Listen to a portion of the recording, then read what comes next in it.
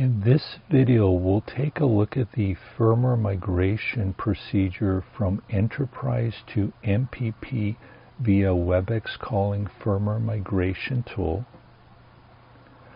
Before starting the firmware migration, it is very critical to go into WebEx Control Hub. There is a firmware migration option, bottom left corner, which we'll look at in a few moments here. And basically, when we click on that option, we're going to have a migrations service. On the next page, it's going to give us the option for migrate enterprise phones to MPP firmware. And this is something you want to do at the very start.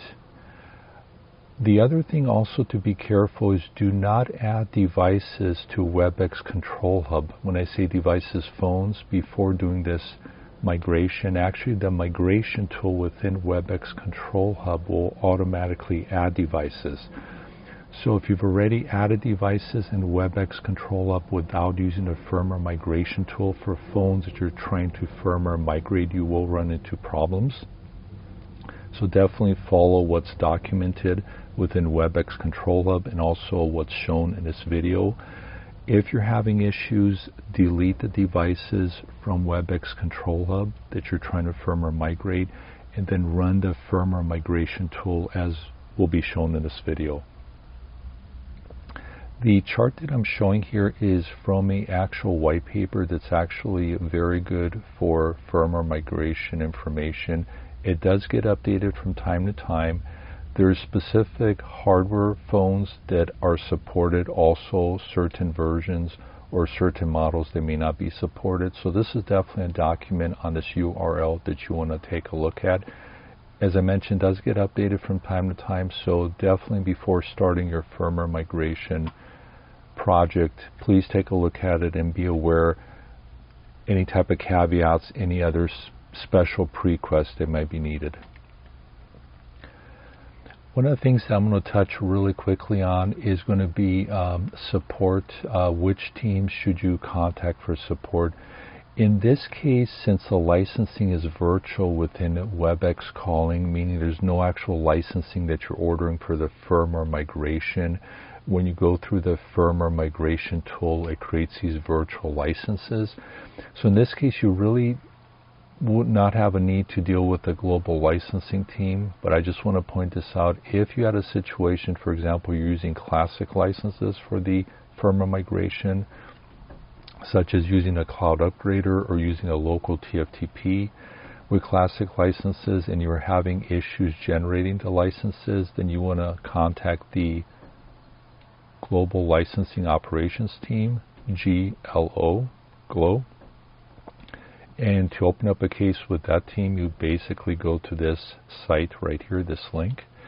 And then if it was a situation, and again, this doesn't apply to this scenario that we're looking at here today, but if you're migrating maybe from MPP back to Enterprise and you had what was known as a Flex subscription and you're having issues retrieving your entitlements, then you would want to basically contact the My Entitlements team and to open up a case with those folks, and that would be this link right here.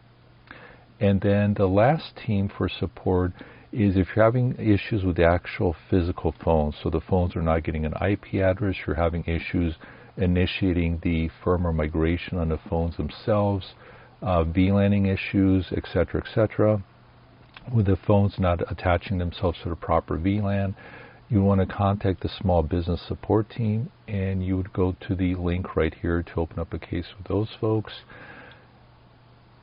And then if you're having issues, not necessarily with the firmware migration, but just general issues with WebEx calling or questions, maybe you're migrating from Cucm and WebEx calling is brand new and you have specific questions on certain behaviors or configuration scenarios compared to Cucm, which you may be used to.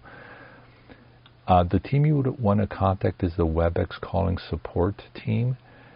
They have actually quite a lot of resources, very helpful, but you would basically start off with this URL right here.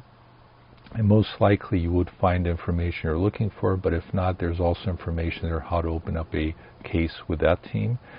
And then at the bottom there's a very important question, and I'll read this verbatim. My customer purchased the wrong phone type and needs to migrate the phone to the call controller they have. Can we do this? Answer, no. Please contact point of sale to return the phones and order the proper phones for the customer. Cisco will not replace phones or migrate phones for customers that make a mistake when ordering phones. So this is something you want to be very careful, because it can be an expensive mistake. There's two types of phones that Cisco offers. There's phones for WebEx calling and third-party call controllers. The phones are known as 3PCC. You also see the term used as MPP. So if you're doing WebEx calling or third-party call controller, you want to order the phones that have the 3PCC MPP listing on them. So you want to definitely look at the part number, and you'll see in a part number, at the end of the part number will indicate it's MPP or 3PCC phone. If it's for call manager that you're using the phones with, then you want to order the enterprise phones. And the enterprise phones are the ones you're kind of used to with the part numbers. They don't have any MPP or 3PCC in a part number. So again, you want to be very careful, because this can be a very costly mistake. And then this information I'm showing here is from the white paper that talks about the firmware migration. Again, a very good white paper. A lot of useful information, gets updated from time to time. I highly encourage looking at this document before starting your firmware migration project to ensure that you don't have any surprises during the project. The next site I want to show is more for information. So this upgrade.cisco.com site for the specific procedure we'll be showing today, which is using WebEx Control Hub firmware migration tool to migrate from enterprise to MPP. You do not need to go to the Cloud Upgrader site. This is more just for information, because the site does have very good information. There's some embedded videos, and as with anything in IT, you want to read as much information or documentation before starting your project to make sure there's no changes that have occurred recently, no surprises. In any case, when you go to upgrade.cisco.com site, if you click on this enterprise to MPP, where it says in parentheses for WebEx calling only, you'll basically get this landing page right here. And one key thing to look at here is, after successful migration, your phones will be converted to MPP version, and as of the recording of this video, it is 11.3.6. In this listing, it shows it as dashes, but in any case, 11.3.6. And as of the recording of this video, that's actually what WebEx calling is running online as far as the firmware for the devices. So that's good. So basically, your phone is going to get migrated. They'll be running 11.3.6. Basically, at the end of migration, the phones will register automatically, and I'll show you in a few moments how it works. It actually is a very elegant system for migrating the phones from enterprise to MPP, because it does a lot in just a few steps as far as what you need to do. Okay. The other thing we're going to take a look at is, we're just going to look at this document just from a workflow standpoint, so you're aware of the document is available. This site is available. Again, this is the for WebEx calling only section, and this is step number 1. There's going to be specific hardware versions of models of phones that are supported, and there's also going to be certain hardware versions of model of phones that are not supported. So I'm going to show that in a few moments as far as what's supported and not supported. The virtual licensing that I've been talking about, that we're going to create using WebEx Calling Control Hub, and that's kind of basically what this talks about for WebEx calling. The licensing are generated via the Migration Assistant tool in WebEx Control Hub. So basically, it automates phone migration license and generation delivery. So there's really no licensing per se that you're ordering, that you have to tie to MAC addresses, like a pack to a MAC address, and then wait for physical licensing to be sent back to you. That was really kind of the old way of doing things, and it took more time, more steps, etc., more prone to errors. And then the second part of this process, it auto-registers your device, your phones, basically, to WebEx calling. So it is a very smooth process in a sense that it minimizes the physical steps you need to take to go through the process. So I think you'll find it fairly well for the firmware migration once you've used it a few times. And then there's also references to video tutorial, documentation. And the other thing I was going to also point out is there's 3 different methods of doing a migration. There's a method doing bulk migration with Cucm, meaning the phones are registered to Cucm. So this is definitely something, if you're going to do this method, and actually for all 3 of these methods, I recommend first doing 1 or 2 phones to validate that the actual workflow steps execute properly in your environment. So from start to finish that everything goes smoothly. And once you've validated with like 1 or 2 phones, then if you're going to do batches of phones, start off small. Maybe do 5 phones in a batch. And again, validate that everything's going smoothly. And then maybe bump it up next run to 10 phones. So you want to keep a balancing act. You don't want to go too high, so if anything goes wrong, you physically want to have folks on site that can take a look at the phones, reset the phones to factory default, etc. So again, keeping things in balance, just kind of don't overcommit yourself. If you're doing a larger project, just do things incrementally to make sure that there's no surprises that pop up. If you don't have Cucm, you can use a DHCP server, for example, in a warehouse or staging facility, to do also bulk migrations. Same items I mentioned a few moments ago with Cucm. You want to do it in increments, 1 or 2 phones initially, validate that the migration works, and then progressively increment the sizes of batches of phones that you're migrating. And then the last method, which is the simplest, because really there's not much for you to do from a setup standpoint or environment requirement standpoint, is manual migration. Lab, proof of concept, several devices, meaning you have like 1 or 2 phones. That's the method I'm going to show in this video, just to keep things as simple as possible. And then the other critical thing is, it is very critical that the phones have access to internet. So one of the items that potentially could interfere is going to be the firewall proxy policies, security policies within that environment. So you want to make sure that the phones, wherever the phones are at, the phone VLAN or network segment, if you will, that they can reach basically the following URLs: cloudupgrader.webex.com, ports 6970 and also ports 443, activate.cisco.com, ports 443, activation.webex.com, ports 443, and then wildcard or asterisk.wbx2.com, ports 443. And then the other general items going to be from a networking requirements is obviously the phones need DNS so they can resolve those URLs or domains, internet connectivity from the voice VLAN, and DHCP options depending what method you're using. The other thing I would also mention is if you're doing one of the bulk migrations either via Cucm or DHCP, be aware that if you have a limited bandwidth capacity as far as how much actual throughput you can do from the internet, that can actually impact how long the actual firmware migration takes. So that's another thing you want to actually keep your eye on. If you're noticing, the phones, going into a half-hour time period of taking firmware migration, 45 minutes, an hour, or maybe multiple hours, then you probably want to throttle back and not do so many phones concurrently. With the newer firmware migration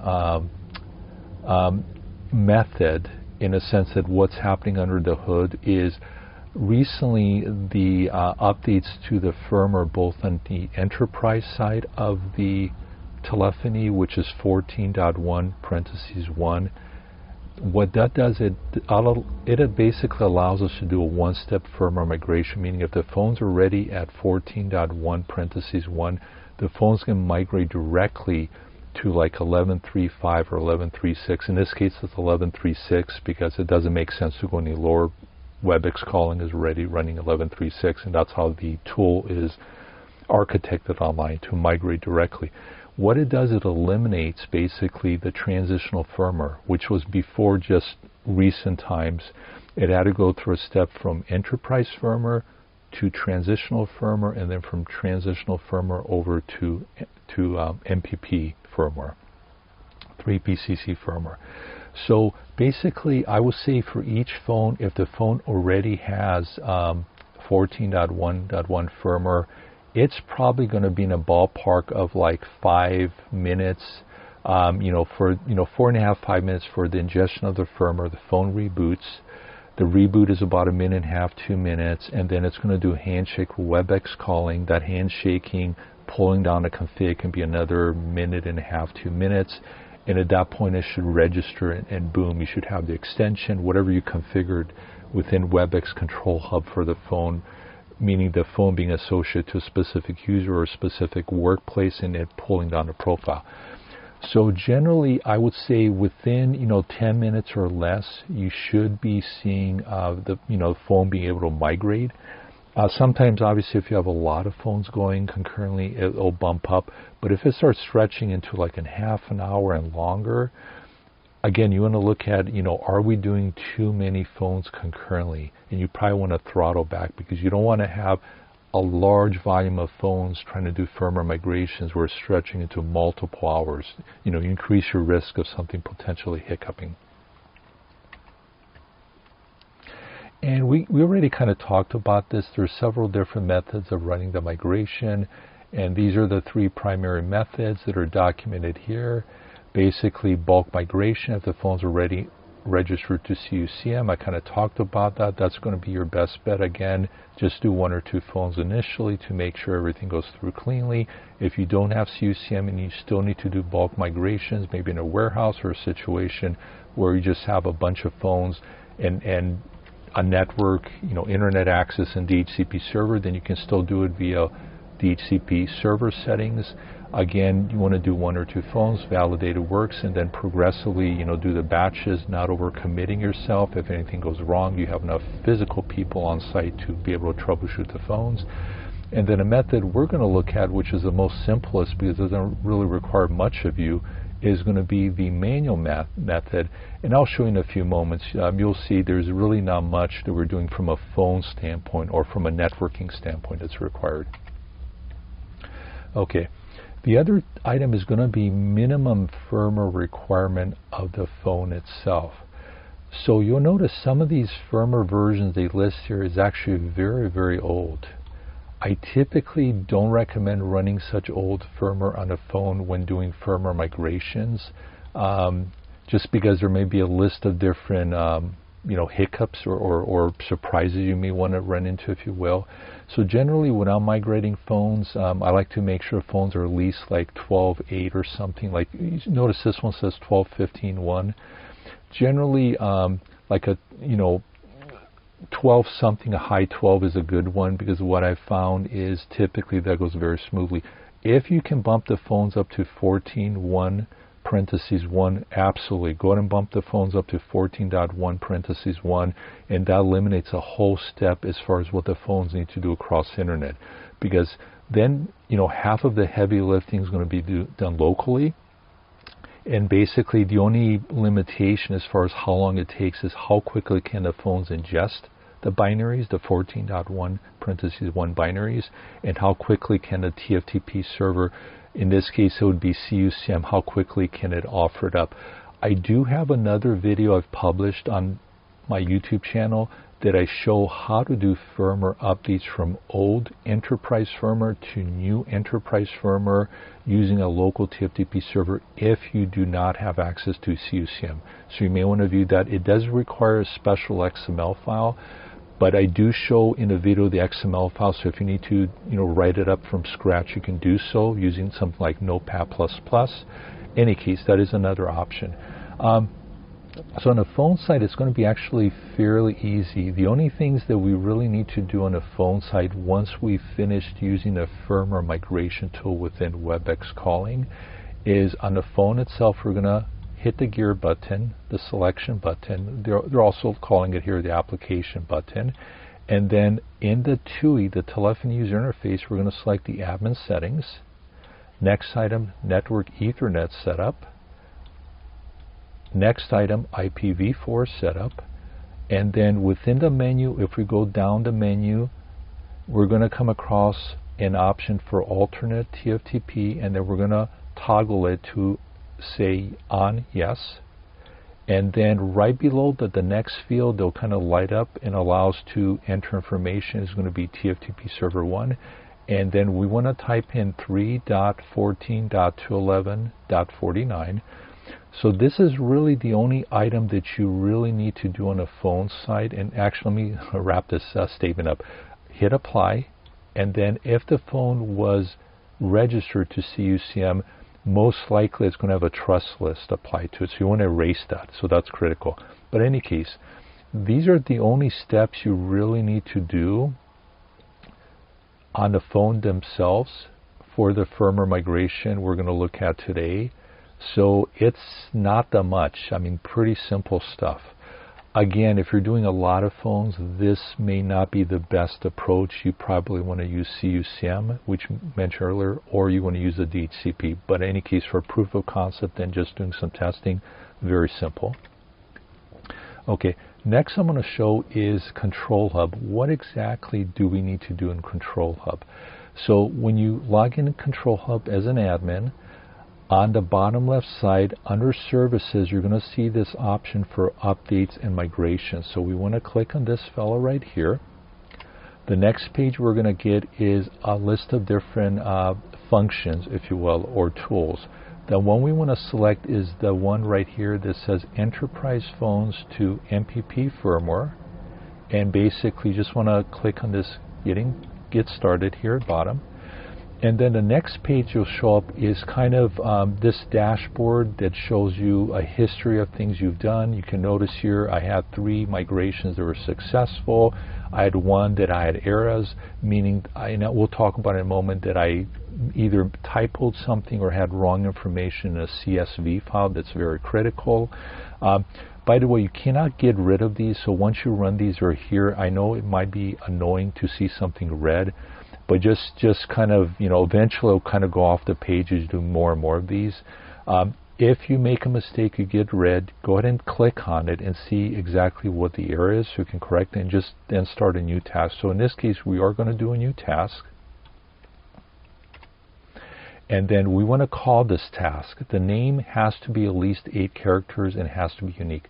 So typically what I do is I'll either use the person's name or use the phone name or like room name, and then also do underscore in like today's date or whatever date is. And that generally gives me a unique set of characters. And then once we fill that out, we'll hit next right here. And then what we want to download are 2 things. There'll be 2 CSV files that open up in Excel. One's going to be export user attributes. So this is very helpful because it actually gives you a listing of all the users, all the places, all the different attributes that you'll need to potentially copy specific cells of information into the template file. So what we're really going to be updating is this template file, and that's going to tell WebEx Calling specifically which phone or phones we're trying to migrate, so the MAC address, which user is it associated with, which place is it associated with. And for users, we typically don't enter in any extension or phone number because the extension phone number is already tied into the user account. If it's a place a workplace, then we typically also need to add an extension. It'll give us feedback because once we enter in the information into the CSV template and we upload it, and that's what we're going to do in a moment basically, is we'll open it up here, I'll show you in a moment, but we're going to end up uploading it using kind of this section right here.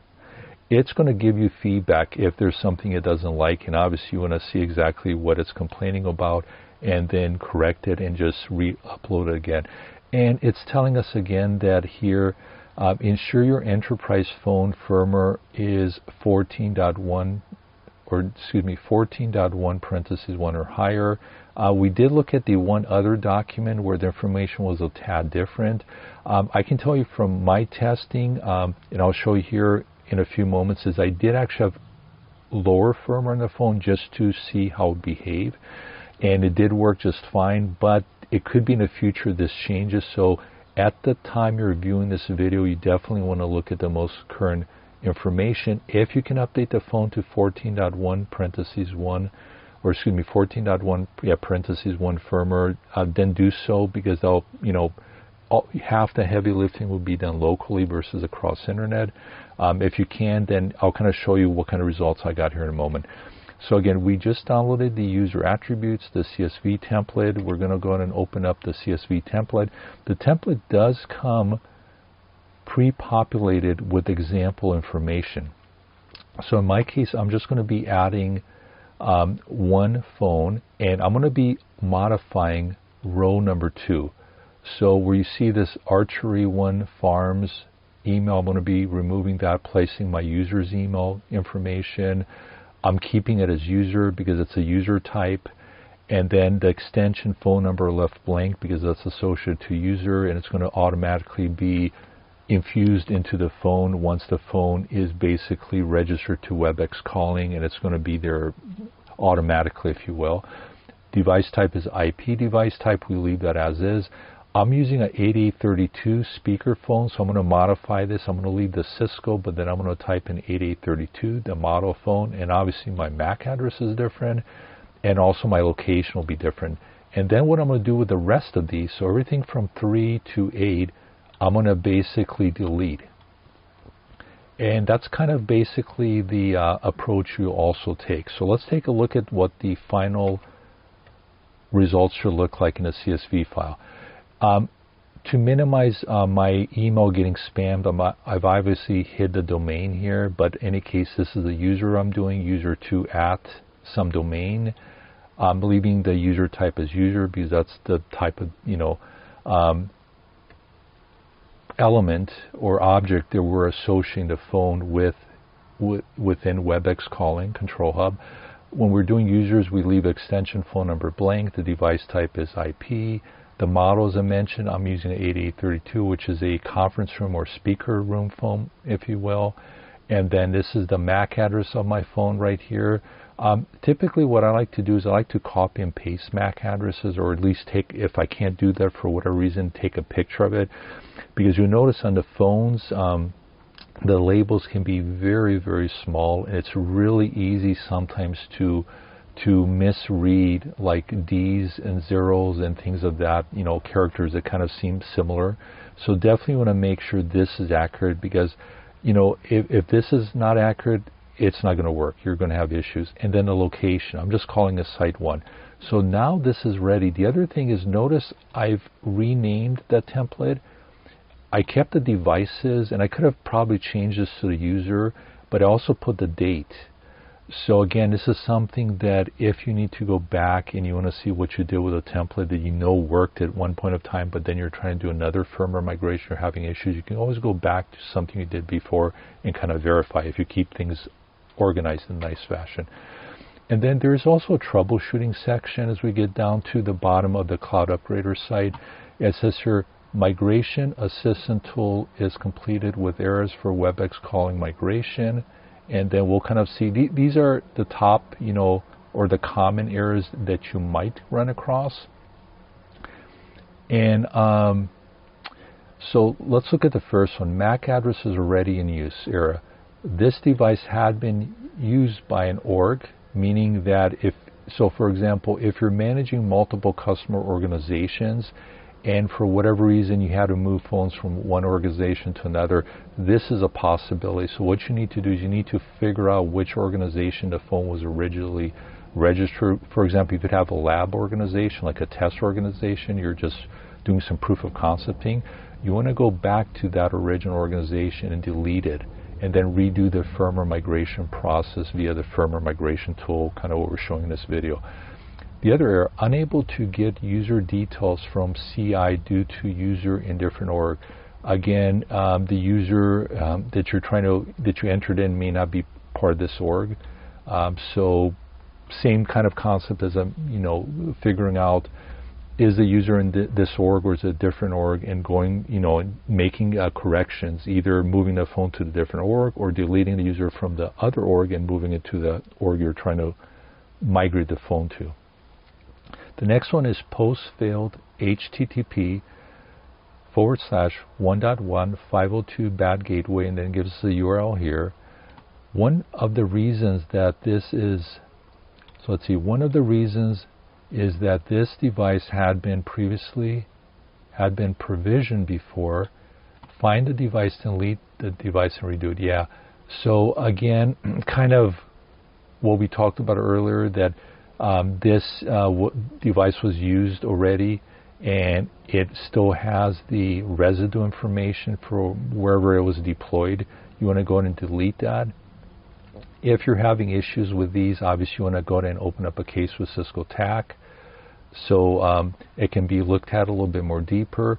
But generally, unless you're doing something, really where you're dealing with multiple orgs, you generally should not see these errors, especially if you have one org and you keep things organized. Okay, let's see. The next one is the migration is successful, but phone does not register WebEx calling is set, shows the activation code input box with message provide the migration license. Okay, so one thing I should mention is I briefly mentioned that before the firmware migration required kind of a middleware, basically a transitional firmware, and basically before you could not migrate the phone from enterprise to 3PCC. Basically what would happen is it would stop on this transitional firmware, and you would get this licensing message, and that's where it would be at, and you either had to migrate it back or you had to get licensing and local TFTP, etc., depending which, if you're doing classic licensing. If you were not, you still would have to go back to enterprise firmware and then try the firmware migration again, ensuring that you went through the firmware migration tool process and all the information you entered in was accurate. Now, since there's no transitional firmware, it will actually migrate to MPP or 3PCC firmware, but what the effect will be is if it doesn't get a license during the firmware migration for whatever reason, either the information was not accurately entered in or there's some type of oddity going on the phone itself, what have you, you will get this message. So what it says here is typical reasons that may generate this message. The migration license is missing. Please don't run the migration assistant tool for your device. Refer the migration. So yeah, so this is a scenario where sometimes what I'll see happens is folks will add the device to the WebEx Control Hub as a device. So they'll enter in the MAC address of the device who it's associated with, but they won't use the firmware migration tool, and they'll run into this issue. So what you want to do, if that's the situation, you want to delete the device from WebEx Control Hub under devices, and then you want to run the firmware migration tool, and then generally you'll probably have to do a factory reset on the phone. I mean, you can try to power cycle the phone, unplug the RJ45 for a few seconds on the phone, plug it back in, it'll reboot. But if that does not resolve it, then just go to factory reset, because when you do a factory reset on the phone, it kind of clears out the memory, and the phone has to kind of go through the whole process again, at which point it should handshake and be able to see the license now from WebEx Control Hub firmware migration tool. Let's see, the next item, the license is present, but the content is invalid. If you use Migration Assistant tool, please contact your support. Okay, so this is where potentially, like, the MAC address was not correct of the phone, the model of the phone was not correct, something was not correct within the information that was used to generate the virtual license. Next area is TFTP timeout. So that's what the phone status message is indicating. The phone is unable to connect to Cloud Upgrader or download the correct firmware version. In case of bulk migration with Cucm, verify the phone load. Make sure the network firewall requirements are fulfilled. We already kind of talked about the network firewall requirements. So definitely, as stated here, you want to look at those things.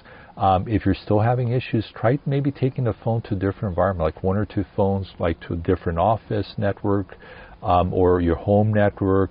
And if the issue goes away and it suddenly works, then the probability is very good there's something either from a firewall or some type of security policy, device within a network that's somehow preventing that, phone being able to go out and get the needed information for the firmware migration. Also looking at the firewall logs and focusing on the phone's IP address and seeing if the firewall is complaining about something and dropping or blocking the packets. And then the last one here is the phone is giving us a message of upgrade rejected hardware compat failure. So this is where the actual hardware of the phone is not compatible or eligible for the firmware migration. And this is something I was mentioning earlier, that on the white paper there is a chart that talks about the firmware migration as far as what hardware is compatible. So you definitely want to look at that, because there's certain phones like the 7821, 7841, 7861 where there's a specific version of hardware that's a minimum needed version for the firmware migration to be supported, meaning the hardware, if it doesn't have the minimum hardware version, then the hardware cannot support the firmware migration. As I mentioned, with the hardware phones, there's certain phones that may not support the firmware migration. I just wanted to show this chart really quickly. So I mentioned briefly that the 7821, the 7841, and the 7861, they have specific minimum hardware versions that are required for the firmware migration for the actual phones to be eligible from a hardware standpoint. So we notice if it's a 7821, it needs to be version 3 or later. If it's a 7841, it needs to be version 4 or later. If it's a 7861, it needs to be version 3 or later. And then obviously this kind of lists some of the other phones that support the firmware migration. If the device, the Cisco phone with enterprise firmware, is not listed here, that means it does not support the firmware migration. So just be aware of that. So this is where planning on for the project ahead of time and realizing if you are migrating from Cucm, you want to kind of check and see what devices, telephony devices do we have, and from a firmware migration. And most likely if you have devices that are not listed here, you're going to have to figure out exactly how you're going to, what devices are going to use as a substitute for those when doing either WebEx calling. This one specifically focuses on WebEx calling, but the same applies for third-party call controller. Okay, we're going to go ahead and take a look at WebEx Control Hub. We're going to go to Updates and Migrations, and then we will go ahead into the MPP Firmware Migration tool. And what we're going to do now is we're going to go ahead and start a new firmware migration. We want to type in a unique name, so I'm doing an 8832 underscore, then I'm going to put today's date. And this just gives me enough characters, and it being unique where it satisfies that. And then we're going to go ahead and download the template, the CSV template, and also the attributes file. And then we'll take a look at it. We already talked about this a little bit earlier, but just to kind of physically show you what it looks like. And then I've already populated this, kind of what we looked at earlier. And we're going to go ahead and upload this into the WebEx Control Hub. But if you notice, username, and then we have the type user, the extension phone number blank, the device type is IP, the model is a Cisco 8832, the proper MAC address for my phone, and then for location I have site 1. So basically what we talked about earlier, and then we'll go ahead and go to the upload here, and then I'm going to select that, and we're going to hit upload. And then this is going to take a few moments. What it's going to do, it's going to do some validation checking here. And this is where if we had something that is not correct in the CSV file, like for example the user we're trying to associate or the site was not accurate, it would actually give us a message here that there's errors, and we want to look at the errors, we want to correct it, go back to the CSV file, and then re-upload it until we have no errors. Okay, so now it's going to do another validation check. So what the goal is, once it completes here, we want to have it be listed as green, ready to migrate. And generally, when I've done this, I find it, 20, 30 seconds or so. Sometimes it may be longer, sometimes it may be a couple minutes, but it also can be affected by how many phones you're doing. Okay, so now we'll take a look at the phone itself. And what we want to do is we want to see where's the phone as far as firmware goes. So this is running enterprise firmware, if you notice 12.8.1. So it's as I mentioned, kind of lower firmware. It's not too old firmware, but it's definitely below 14.1.1. Now we're going to go under admin settings, network setup, Ethernet setup, IPv4 setup, and then we will go down this menu until we find the alternate TFTP option. We're going to turn it on, and then we're going to type in the IP address of the alternate TFTP. So 3.14.211.49. We'll hit apply, and then we're just going to leave it alone here. This typically, you may see no activity somewhere between 30 seconds to 2 minutes. That's generally kind of the range I've seen when I've done many of these. So basically, don't expect something to happen like super quick, but it should be somewhere between about 30 seconds to about 2 minutes. If you're going into like the 5 minute, the 10 minute, and still nothing's happening, I would say definitely there's something wrong and you need to investigate to find out what's happening. Probably you would want to check and see if the phone is having issues, even going out to internet. You probably want to do a Wireshark capture, port mirror on the respective switch port where the phone plugs in, and then another switch port you plug in a notebook, run Wireshark, and then just do a filter for IP, ADDR equal and the IP address of the phone, and just see what packets the phone's sending out, and is it getting any packets in return. If you're seeing nothing coming back or very little, that's a pretty good indication there's something going on from potentially a security standpoint, like a firewall or whatever security device. Okay, so it's giving us a countdowner, ready to upgrade, and device will restart in X amount of seconds. That's great. So it did the handshake. It found that there's a firmware upgrade it needs to do. It's going to go ahead and do it, and it's going to reboot itself basically. So what it needs to do is, if you recall, I mentioned with this new firmware migration method or what's happening under the hood, it no longer uses the transitional firmware.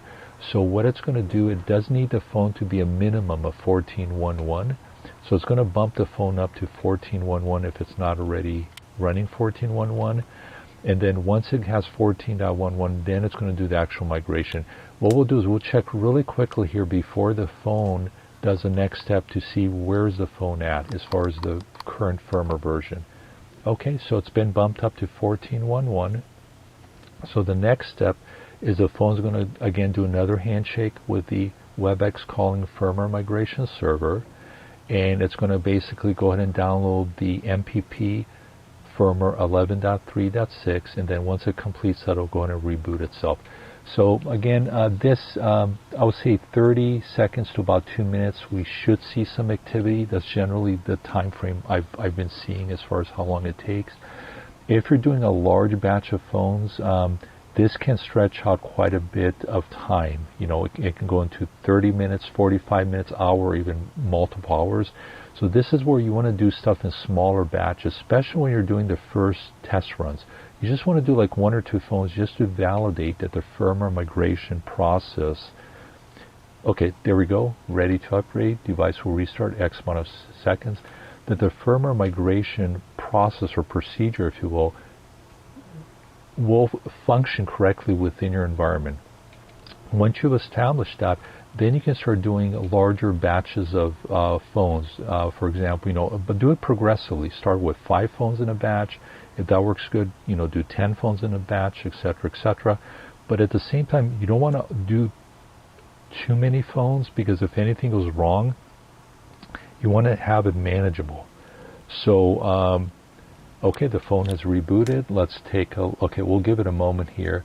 When the phone basically comes up in runtime. It does this check, network check. Okay, so let's take a look at the settings here really quickly and see what the phone currently has. We're going under status, product information. Notice it's 3PCC. It's also, I'll give it a moment here, it's 1136, excellent.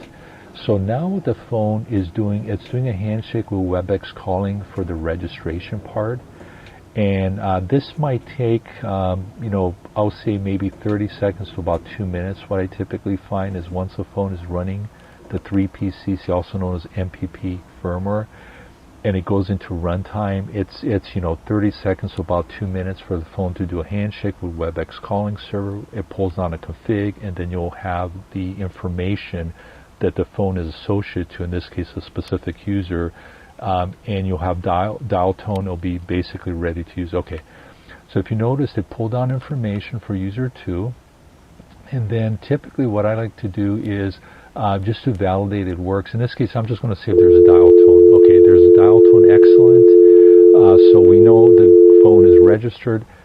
Thank you for watching this video. Hopefully this helps you with the firmware migration process. Thank you.